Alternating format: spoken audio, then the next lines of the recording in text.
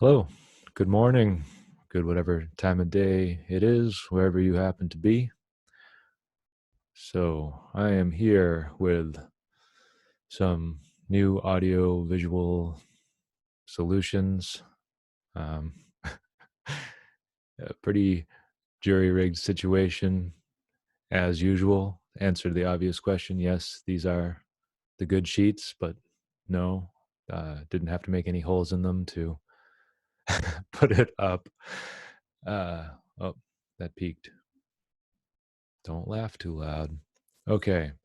So yeah, I started a new um, audiovisual thing, and then I started having uh, audio problems. So we'll see if those work out. I have no idea. I don't know if this video is going anywhere, but we'll get right into what we're here for. So this is my third, maybe my fourth attempt at doing a little talk and meditation on the topic of short meditations.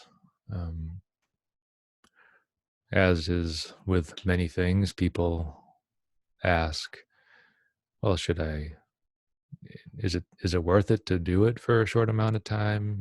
Exercise, whatever it happens to be." And I think the answer is generally yes. Um, the In meditation, I see it as extremely valuable to do any amount in as high a frequency as possible. 5 minutes every day, 15 minutes every other day, whatever you can manage. And then the follow up question, I guess, is how do I maximize it? It's sort of the age of the hack.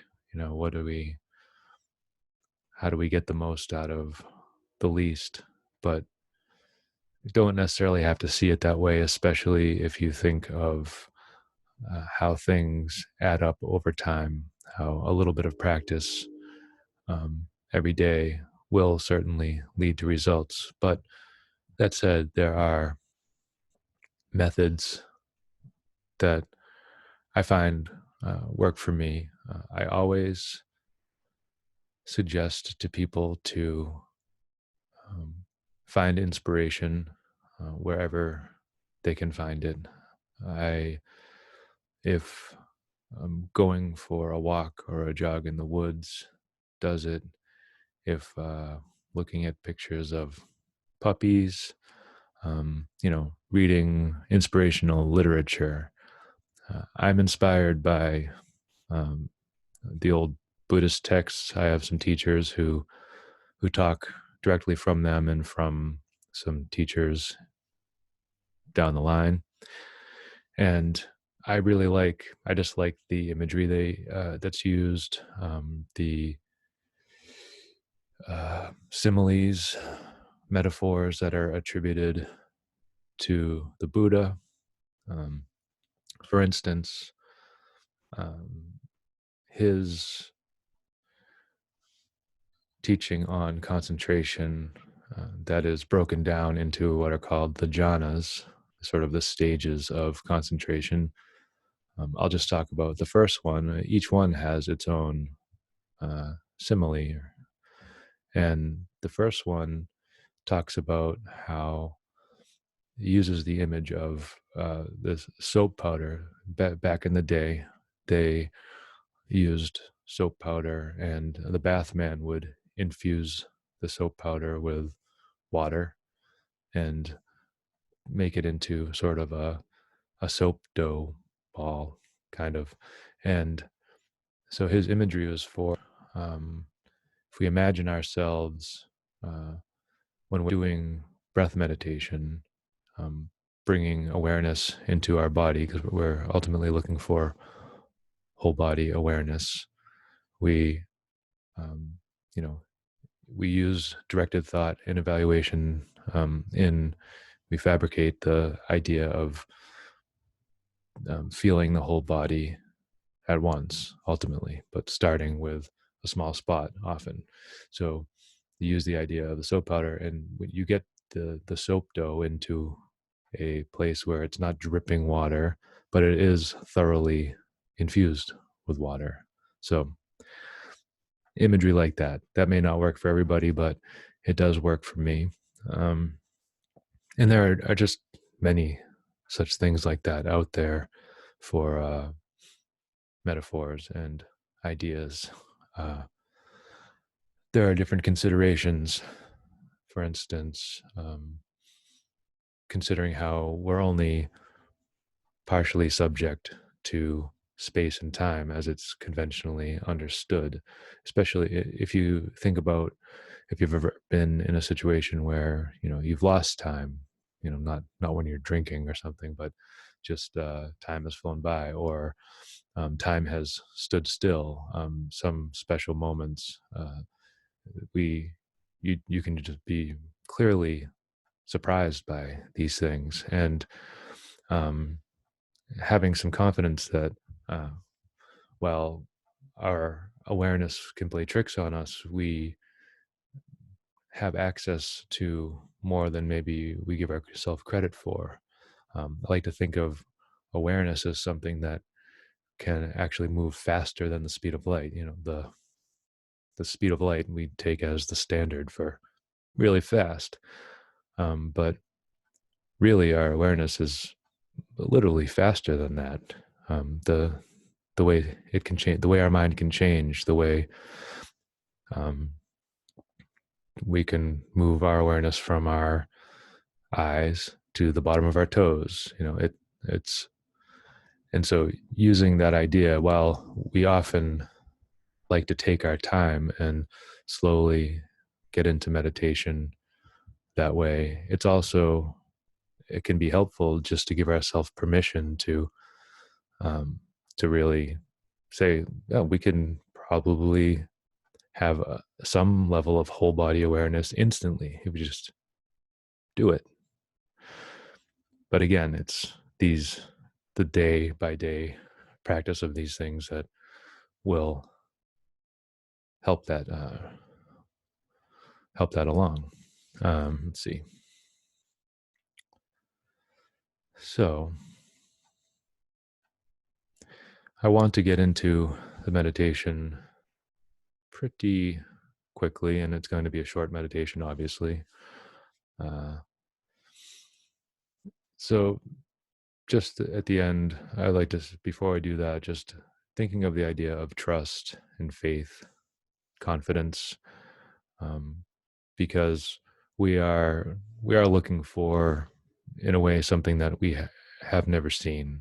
That's when we're trying to, um, this idea of self improvement and um, finding peace, finding happiness, and um, we practice because we are looking for something, even if we understand it as something that's already there that we're uncovering. We're still in some way looking for the unknown, and going into the unknown does take some courage sometimes, and like I said, faith, trust, confidence, um, and just remembering that just as you open and close your hand with your mind, we do have more power over the states of our mind than we sometimes give ourselves credit for. So, with that,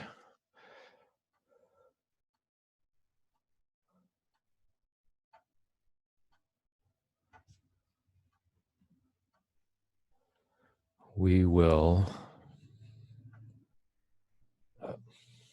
say cheers. I never know where to look, but I'll figure it out eventually.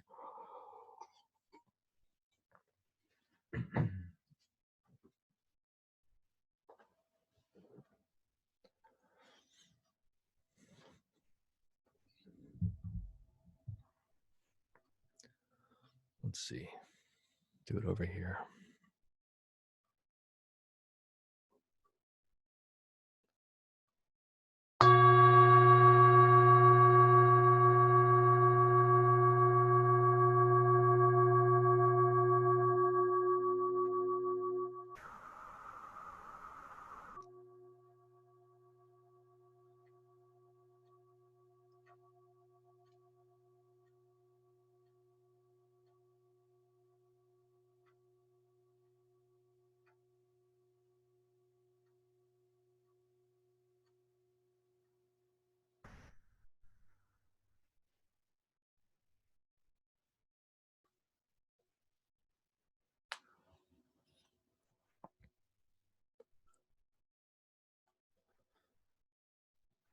And begin to find a comfortable posture.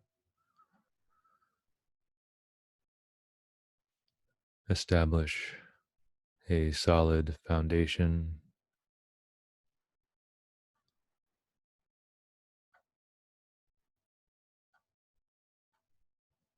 feeling the contact points with the floor or the cushion, the seat. And from that stable foundation, moving up the body, feeling the vertebrae stacked one on top of the other in a nice straight but relaxed posture, all the way up to the top of the head, which is perched lightly on top.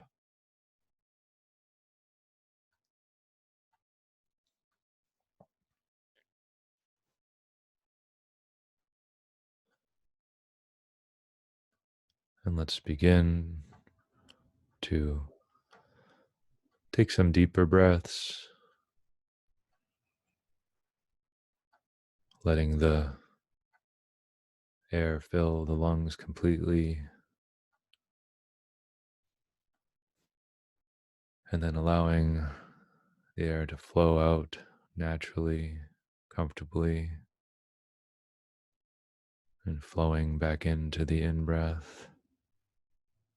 Just taking a few moments to do that.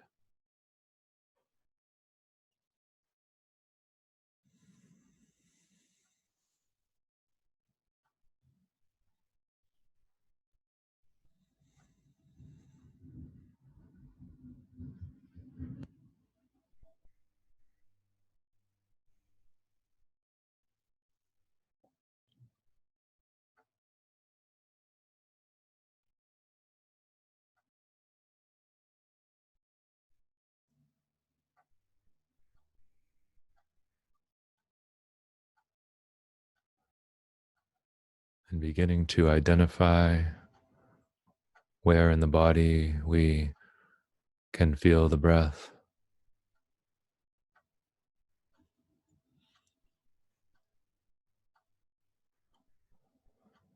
Beginning to narrow down where the breath is felt most sensitively,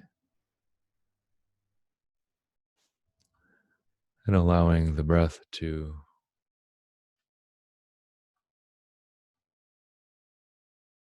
become as natural as you can allow it to be. If the deep breathing is right for right now, keep that going.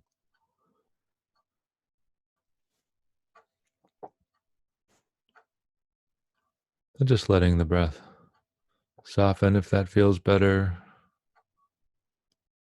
It can be slow or a little bit quicker, all the while knowing how the breath is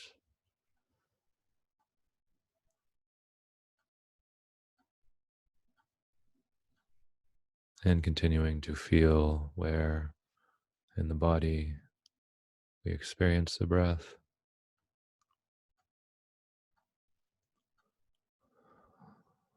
Letting that initial spot that we notice it be an anchor point, place that we can always return.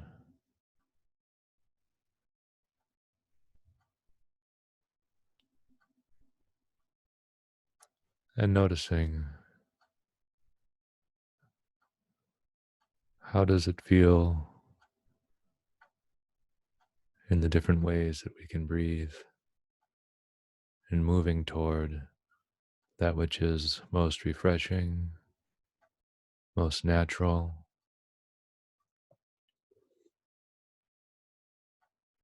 easiest to be present with right now.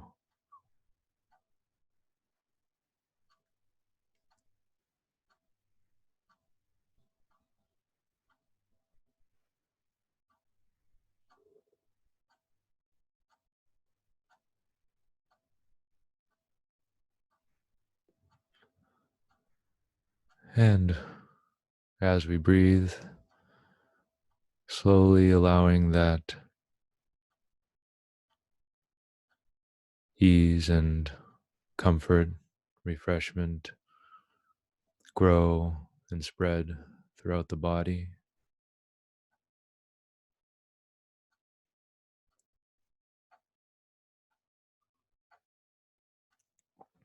Any imagery that is helpful to you to keep the awareness spreading throughout the body, whether it's like moving water through flour to make dough, or a mist or fog or light.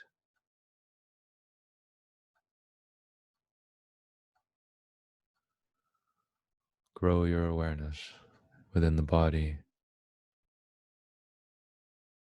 slowly but surely filling the entire body with your awareness.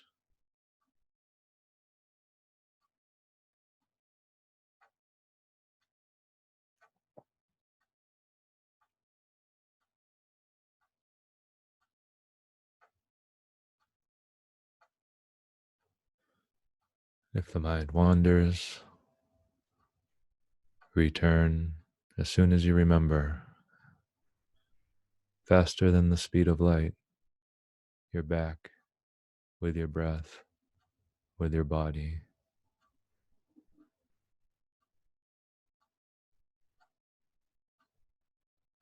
You can always begin again at the anchor and then grow back out to contain the entire body. Each time you return, it becomes easier,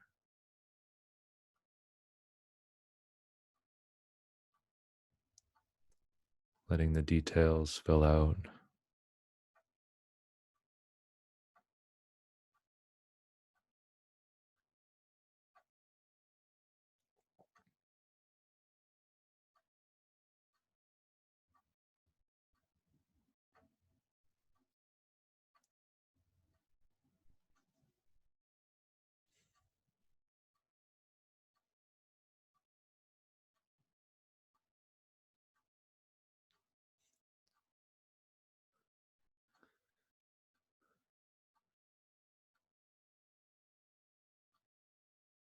We can have trust in this process because we come for the sake of our well being, and often for the sake of the well being of those around us, and maybe even for the well being of all. Somehow there is this connection when we do something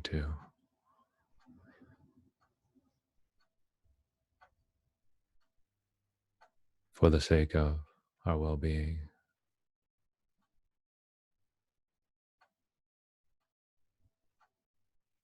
Just like we spread the awareness and the breath through the body,